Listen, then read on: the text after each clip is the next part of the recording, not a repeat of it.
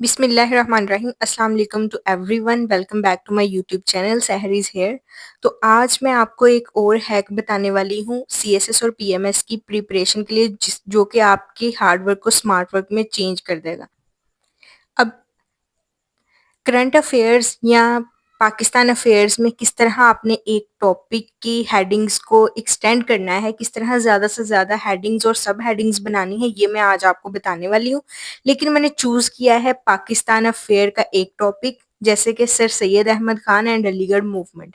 अब ज़रूरी नहीं है कि एग्जामिनर ने बिल्कुल इसी क्वेश्चन को हिट करना है, वो किसी भी तरह से आपसे पूछ सकता है। लेकिन वो होगा किसी भी पर्सनैलिटी से रिलेटेड, जैसे शाह वली अल्लाह के बारे में भी पूछ सकता है, मुजद्दिद अल-फ़सानी के बारे में भी पूछ सकता है क्वेश्चन में, या फिर जीना जो कि मोस्ट इम्पॉर्टेंट है उनके बारे में भी पूछ सकता है। और सर सैयद अहमद खान भी बहुत इंपॉर्टेंट एक टॉपिक है एज अ पर्सनैलिटी, तो आपने इसको भी छोड़ना नहीं। आप मैं अब आपको ये बताऊं कि आपने किस तरह ज़्यादा से ज़्यादा हेडिंग्स करनी है और किस तरह से लेके चलना है एक टॉपिक को, पर्सनैलिटी वाले को। तो आपने इसी तरह सारी की सारी पर्सनैलिटीज़ को लेना है, मैंने एक बताना है लेकिन आपने सारी की पर्सनैलिटीज़ को इसी तरह करना है। तो फर्स्ट ऑफ ऑल जो है, सबसे पहले आपने इंट्रोडक्शन देना होता है। अब इंट्रोडक्शन आपने सर सैयद अहमद खान का नहीं देना, जो क्वेश्चन होगा आपने इंट्रोडक्शन वो वाला लिखना है। फिर आ जाएगा अर्ली लाइफ। अब अर्ली लाइफ आपने किसकी लिखनी है? सर सैयद अहमद खान की लिखनी है। अगर तो सर सैयद अहमद खान की सर्विसेज या उनके पॉलिटिकल करियर या अलीगढ़ मूवमेंट या एजुकेशन मूवमेंट से रिलेटेड क्वेश्चन हुआ तो, अदरवाइज अगर शाह वलीउल्लाह हुआ तो आपने उसी तरह अपने क्वेश्चन को मैनिपुलेट कर लेना है। तो अर्ली लाइफ फिर आएगी शाह वलीउल्लाह की। अगर तो जीना पे क्वेश्चन आता है तो फिर अर्ली लाइफ के बारे में आपने लिखना है, ज्यादा नहीं, बस 5 लाइन्स लिख देनी है आपने जीना की अर्ली लाइफ के बारे में। देन आ गया, अब मैं कर रही हूँ सर सैयद अहमद खान के लिए ब्रेक डाउन क्वेश्चन। तो फिर थर्ड आ गया जी, challenges after war of independence. तो वॉर ऑफ इंडिपेंडेंस के बाद जो जो चैलेंजेस मुस्लिम्स के लिए आए थे वो आपने लिख देना है, बुलेट्स में लिख देना है, बुलेट्स बना के 4-5 पॉइंट्स जितने भी थे जो भी आपको आ रहे हैं। देन आपने लिख देना है हिज स्ट्रैटेजी। अब स्ट्रैटेजी किसकी? स्ट्रैटेजी आपने लिखनी है सर सैयद अहमद खान की। यहाँ पे आप मोटो भी लिख सकते हैं कि उसका जो सर सैयद अहमद खान का था मोटिव क्या था और उनका विजन क्या था। आप कुछ भी यहाँ पे कर सकते हैं अकॉर्डिंगली जो आपको ज्यादा बेस्ट लगे। फिर आगे के सर सैयद अहमद खान के ऑब्जेक्टिव्स क्या थे।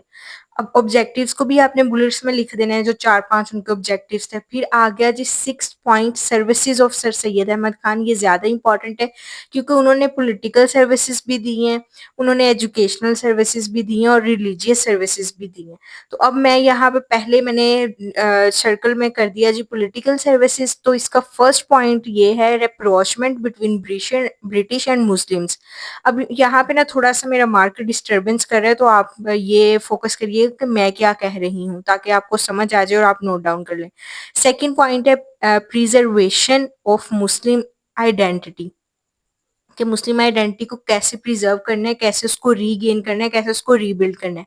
थर्ड नंबर पे आ गया सेवियर ऑफ उर्दू लैंग्वेज, के उर्दू लैंग्वेज को कैसे जो है उन्होंने बचाया। फिर फोर्थ पे आ गया establishment of separate platform for Muslims, के मुस्लिम्स के लिए एक प्लेटफॉर्म क्रिएट किया जहाँ पे वो एक अलग नेशन के तौर पे काम कर सकते हैं और अपना जो मोटिव था, अपना जो नरेटिव था उसको सबके सामने लेके आ सकते हैं। और यही जो है टू नेशन थ्योरी का भी सपोर्टर है।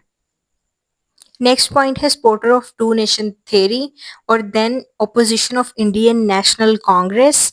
और फिर सेवंथ नंबर आ गया separate ideology for Muslim bourgeoisie. अब यहाँ पे उन्होंने क्लास सिस्टम दे दिया था कि जो मुस्लिम्स इंग्लिश बोल सकते हैं उनको मुस्लिम बॉर्जियोसी से यहाँ पे किया गया। तो अब इस तरह आपने उनकी पॉलिटिकल सर्विसेज को एक्सप्लेन कर देना है एक दफा। और अगर आपको सिर्फ एजुकेशनल सर्विसेज पूछी गई हैं तो आप इसका एक टेबल भी ड्रॉ कर सकते हैं। अगर आप पॉलिटिकल सर्विसेज का आपके पास लिखने के लिए टाइम नहीं है तो आप एक पेज पे इसको टेबल के तौर पे भी ड्रॉ कर सकते हैं और फ्लो चार्ट के तौर पे भी ड्रॉ कर सकते हैं और एग्जामिनर को बता सकते हैं कि आपको पता है कि उनकी पॉलिटिकल सर्विसेज भी क्या है। अब नेक्स्ट पॉइंट आ गया एजुकेशनल सर्विसेज पे। तो इसका फर्स्ट जो पॉइंट है मींस के एजुकेशनल सर्विसेज इसकी हेडिंग है, और सब हेडिंग आ गई patronising Muslims toward modern education, कि मुस्लिम्स को साइंटिफिक एजुकेशन की तरफ लेकर आए थे, इंग्लिश लैंग्वेज की एजुकेशन की तरफ लेकर आए थे sir Syed Ahmad Khan. Then next point आ गया फाउंडेशन ऑफ एजुकेशनल इंस्टीट्यूट्स। अब आपको पता है कि सर सैयद अहमद खान ने किस तरह स्कूल से मदरसा से स्टार्ट करके कॉलेज की तरफ गए, कॉलेज से फिर यूनिवर्सिटी की तरफ गए थे। तो आपने वो सारा एक टेबल बना के लिख देना है, कौन सा जो है एजुकेशनल इंस्टीट्यूट कहाँ है और कब बना था। आप ये ऐड करेंगे तो ये प्लस पॉइंट जाएगा पेपर में। फिर नेक्स्ट पॉइंट आ गया third one, foundation of Mohammedan educational services. Then आ गया हमारे पास fourth one, establishment of scientific society. ये भी आपने बताना है कब बनी थी और कहाँ बनी थी। फिर आ गया fifth one, sir Sayyid as scholar, के उन्होंने स्कॉलर के तौर पे क्या क्या जो है वो सर्विसेज दी थी, वो उनकी एजुकेशनल सर्विसेज में ही आएगा। और आपने रिलीजियस में चला जाएगा, लेकिन यहाँ भी आप ऐड कर सकते हैं कि उन्होंने कौन कौन सी बुक्स लिखी थी, और उन्होंने एक जो अंग्रेज था उसको रिप्लाई में भी एक बुक लिखी थी, वो भी आप लिखें, वो भी प्लस पॉइंट है। देन आ गया six point, gathered Galaxy of intellectuals, के उनके पास से बहुत सारे लीडर्स निकले थे जिन्होंने बाद में पाकिस्तान बनाने के लिए बहुत ज़्यादा जद्दोजहद की थी और तगोदो की थी। तो उनके नेम्स भी आपने लिखने यहाँ पे, तो वो भी उसकी भी एक लिस्ट बनाएं, चाहे बुलेट बुलेट पॉइंट में लिख दें, चाहे आप टेबल ड्रॉ कर दें, चाहे आप फ्लो चार्ट कर दें, तो वो ज़्यादा अच्छा तरीका है एक्सप्लेन करने का।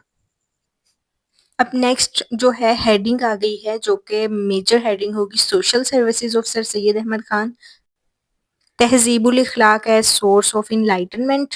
और जो सेकंड उनकी सोशल सर्विस थी वो कॉन्शियसनेस अगेंस्ट इस्टेब्लिश्ड प्रैक्टिसेस थी, कि किस तरह जो है मुस्लिम्स को ब्रिटिश के सामने जो है वो किया जा रहा था, मैनिपुलेट किया जा रहा था, कि उनके अगेंस्ट प्रोपेगेंडा किया जा रहा था। तो उन वो कॉन्शियसनेस लेकर आए